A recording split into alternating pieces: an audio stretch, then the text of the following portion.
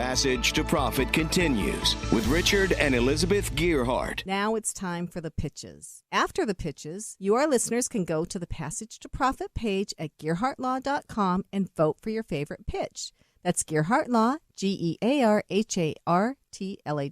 You can only vote once, and the voting continues for a week, so you have to get all your networks to come on and vote for you. And don't forget to like us on Facebook, Twitter, and Instagram. Just remember the name by imagining you're walking down a passage with a huge pot of gold at the end. And may your passage be short and your profit be huge. Our first pitch is by Daniel Farb. You have 2 minutes, Daniel. Go. Thank you, Elizabeth. Well, I'm going to help them get the pot of gold. And the way I'm going to do it is that I'm the founder and CEO of Flower Turbines. We're addressing the issue of why wind turbines, small wind turbines, have not become a major 100 billion plus enterprise the way that solar has. And we've solved the technological and other issues that prevent it from happening. Some of those are that we make the turbines beautiful and low noise, but also at the same time we make them more efficient. And one of the ways that we do it is that we make it so that they start at lower wind speeds. Most turbines start at 3 meters per second wind. Ours start at 1.2.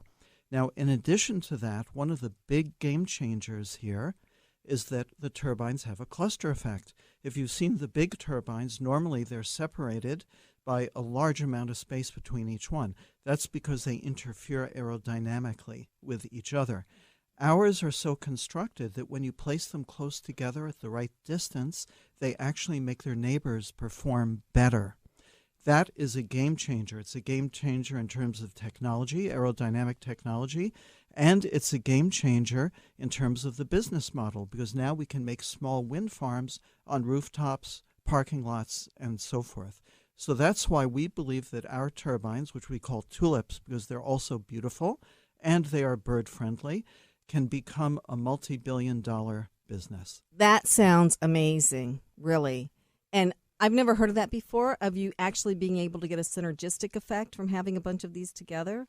That's right. For this type of turbine, a drag type, vertical axis type turbine, vertical axis means that it spins with the axis pointing up rather than most of the turbines you see where the axis is horizontal. So we're able to find an effect for this type of turbine. Some have found different kinds of effects with other types of turbines. But for this type of turbine, I believe we're the only one, and everything that we do is either patented or patent pending. So that's great, and I love that you bring up patents, by the way. And I wonder why. So, and being the geek that I am, I just have to get into the weeds here a little bit. So when I hear that the turbine starts spinning at a lower wind speed, my geek just goes crazy and wants to know, how do you do that? So we start with the type of turbine, a type of vertical axis turbine that normally starts at a little bit lower wind speed, and we've done a few things to it in order to make the efficiency increase. I'm not going to get technical because I don't think everybody in the audience would want that, but we add a double curve where there was a single curve. We have certain ways of breaking up the wind on the back of the turbine where it hits so that it doesn't become turbulent. In other words, the different areas of the turbine can interfere with each other after it hits the turbine. So that's one little thing, and we did simulations. We have the exact formula for how you make the different areas of air separate from each other.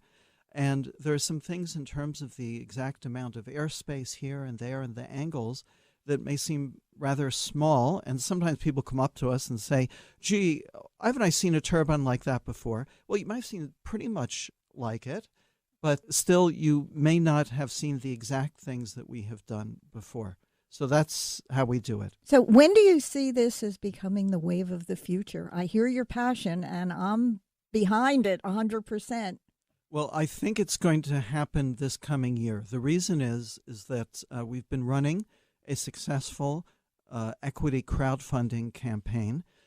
To this date, we've raised over $300,000, which has given us some money to finish up some engineering, and we're planning to start manufacturing some of the first ones in the next few weeks.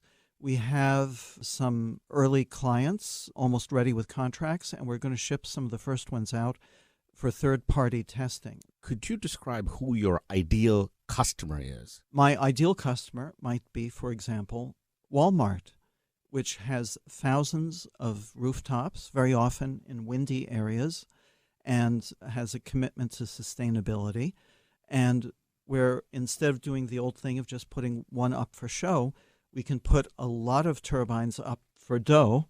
On the You should trademark that slogan. Well, we'll talk about that later, All right, Richard. you're I'm in at the right spot. I'm in the right place for this.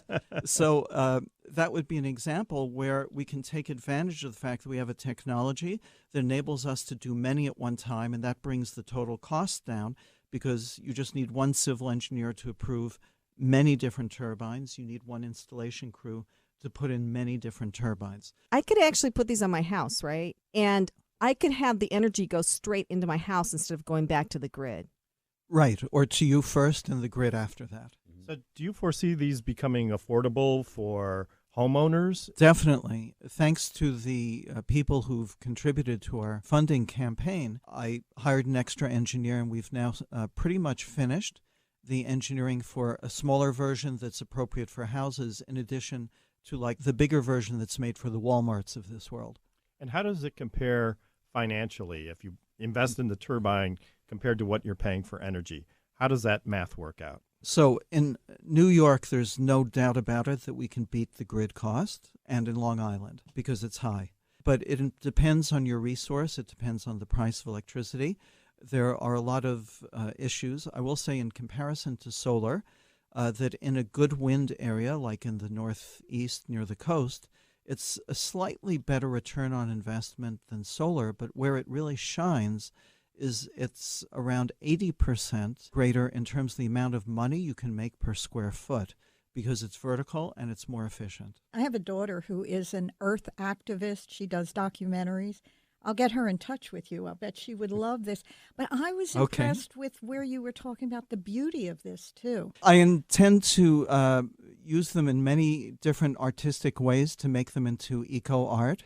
And I have ideas of what kind of art, but they come in a nice pattern already, but you can we'll make it so that people can choose their own colors. Before you know it, you're going to be painting designs and all sorts of things. Well, one of my ambitions, like he asked who's my ideal customer, my really ideal customer, aside from Walmart, is maybe somebody in the Hamptons who would like some beautiful modern art put on the outside of the turbine so they can watch the art while it spins. So if any of you in the audience are from there, please contact me. And that's true innovation. Thank you very much, Dan. Where can they find you again? So the best place to find us would be flowerturbines.com, or if you go to the equity crowdfunding site Start Engines, it's startengines/flower-turbines.